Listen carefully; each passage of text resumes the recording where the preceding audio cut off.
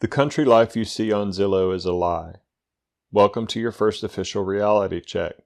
You quit your city job, packed up your wife and kids, drove out into the sticks, and now you're in your new home and you're wondering why the chirping of the birds is an industrial-grade rooster and the peaceful silence is just the calm before a 4 a.m. tractor engine starts. Turns out the country isn't a real estate photo. It's a series of unwritten rules, inconvenient truths, and hard ways of life that no real estate agent would ever dare tell you about. In this video, we're going to cut through the myths and give you the unfiltered how-to guide on surviving your new life. Because out in the country, a good fence isn't made out of wood or wire. It's made out of a healthy dose of common sense, a lot of respect, and the grudging realization that you're no longer the one in charge. And if you forget that fact, a surly redneck, an angry farmer, or even a big dog is likely to remind you. The country. Serene, right? Peaceful. No stress.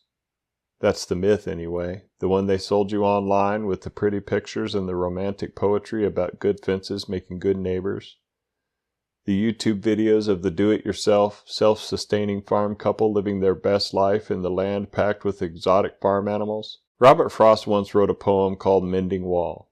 Good fences make good neighbors. Bless his heart, that's not what he meant. The Frost poem, Mending Wall, it isn't a do-it-yourself guide to property lines, it's a tragedy. It's a story about two people who are literally only brought together once a year, not to share a beer, but to rebuild the pointless rock wall that keeps them apart. The wall wasn't the solution, it was the only thing they had in common. Think of that wall as a trip to the laundromat. It's a chore, it's not a community. The modern good fence is rarely made of brick and mortar. It's a philosophical boundary. It's the moment when the urbanite, fresh out of the city and armed with a new pair of overalls, discovers that the tranquility they were sold on the internet is an elaborate ruse. The first and most painful reckoning for the urban transplant is sound. City noise is predictable. Sirens, traffic, the faint barking of distant dogs. You can complain about that to a formal body if you want, like the city, or call the police. But country noise, that's a whole different animal.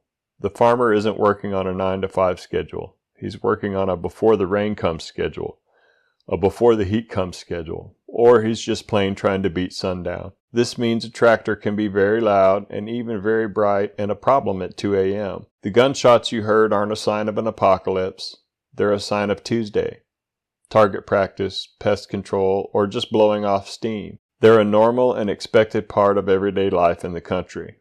For the rural resident, the right to make noise is tied to a more fundamental right, the freedom to exist without constant bureaucratic interference and nosy neighbors. It's a clash between the city's quiet zones and the country's "it's my land and I'll do what I want" policy. An urbanite moves to the country and sees areas of open spaces. They think of their neighbor as someone to wave at from a distance, or, heaven forbid, call the police on should their dog wander off the property. In the city, a good neighbor is the one you never have to interact with. In the country, that's not a good neighbor, that's a stranger. And a stranger is someone you approach with suspicion until they prove they're trustworthy. Because when the nearest law enforcement is a half hour away, you don't delegate your safety to a government agency, you delegate it to yourself. Your property is your sanctuary, and a fence wasn't a polite suggestion, it's a legal and moral declaration. So what's the real lesson? It's not about fences, it's about trust. The city dweller, used to a world of rules and third-party intervention, often lacks the skills to resolve disputes with person-to-person communication. They're conditioned to delegate, not to communicate. The rural resident who has no one to delegate to is forced to have that conversation. The real good fence is a mutual understanding, a shared acknowledgement that both ways of life are valid.